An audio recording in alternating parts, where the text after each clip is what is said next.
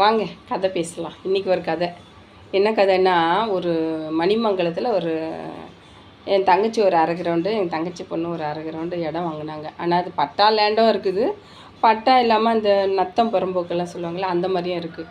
சரி, நத்தம் புறம்போக்கே வாங்கினாங்க, காசு கம்மியாக இருக்குதுன்னு சொல்லிட்டு வாங்கிட்டு, அது நாங்கள் வாங்கி கூட ஆயிடுச்சு, ஒரு 10 வருஷம் இருக்கும். இப்போ விற்று கொடுங்கன்னு சொன்னால் அந்த ஊர் தலைவர் அவர் விற்று கொடுங்க அப்படின்னு சொன்னால், சரிம்மா இப்போல்லாம் ஏதோ சொல்கிறாங்க, அவங்கவுங்க இடத்த மடைக்கிறாங்க, அதை பண்ணிடுறாங்க, நீங்களும் யாரும் பார்க்கறதில்ல போகிறதில்ல, அதனால் விற்றுடுங்க அப்படின்னு சொன்னாரா. சரிங்க அப்படின்னுட்டேன். ஒரு அரை கிரவுண்டு மட்டும் விற்றுட்டாரு. அதுக்கு பாதி காசு கொடுத்தாரு, மீதி கொடுக்கவே இல்லை. இந்த இடத்துக்கு காசு 2 காசும் ஒன்றா கொடுத்துட்டு நான் ரிஜிஸ்டர் பண்ணிக்க, அந்த பேப்பரை எழுதி கொடுத்துருக்காங்களே, ரிஜிஸ்டர்லாம் இல்லை, சும்மா ஒரு பேப்பர் மாதிரி எழுதி கொடுத்து அதை வாங்கிட்டு போயிடுறேன்னு சொன்னார். ஆனால் வரவே இல்லை, அந்த காசும் கொடுக்கல, இந்த காசும் கொடுக்கல, என்னன்னே தெரியலையேன்னு ஃபோன் பண்ணால், நான் இங்கே இருக்கிறேம்மா, அங்கே இருக்கிறேம்மா, ஊருக்கு போயிட்டோம்மா, நான் ரொம்ப தூரத்தில் இருக்கேன், 2 நாள் ஆகும் வர்றதுக்கு, ஏதோ சாக்கு சொல்கிறாரு. ஏதோ ஒன்று சொல்லிகிட்டே இருக்கார், ஏதோ சொல்லி ஏதோ அவாய்ட் பண்ணிகிட்டே இருக்கார், பேசுறதில்ல, சொல்கிறதில்ல.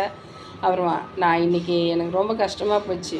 என்னங்க நீங்கள் இப்படியே சாக்கு போக்கு சொல்லிகிட்ருக்கீங்க, என்றைக்கு தான் நீங்கள் அதை எங்கள் இடத்த காமிப்பீங்க, எப்போ பைசாவை கொடுப்பீங்கன்னு கேட்டால், என்னம்மா நீ ரொம்ப இதுவாக ரூடாக பேசுகிற, வைமா ஃபோனை அப்படி டக்குன்னு ஃபோனை வச்சுட்டான்.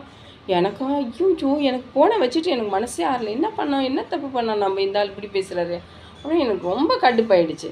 அப்புறமா இன்றைக்கி நேர்லேயே போய் அந்த ஆள் ஒரு இதான் என்னன்னு தெரிஞ்சுன்னு வரணும். அவன் ஏமாற்றிட்டானா, நம்மளை விற்றுட்டானா, விற்கலையா, ஒன்றும் புரியல. இன்றைக்கி நேர்லேயே போய் பார்க்கலான்ட்டு கிளம்பிட்டேன். இப்போ கிளம்பி போயின்ட்டுருக்கேன். போய் பார்த்துட்டு என்னாச்சுன்னு தெரிஞ்சுட்டு என் பசங்களுக்கு சொல்லணும், இது மாதிரி தாண்டி சூழ்நிலை, இந்த மாதிரி இருக்குது, பயப்படாதீங்கன்னு சொல்லணும். அவங்களுக்கு பயம், ஏதோ பண்ணிட்டான் அந்த ஆளுன்னுட்டு.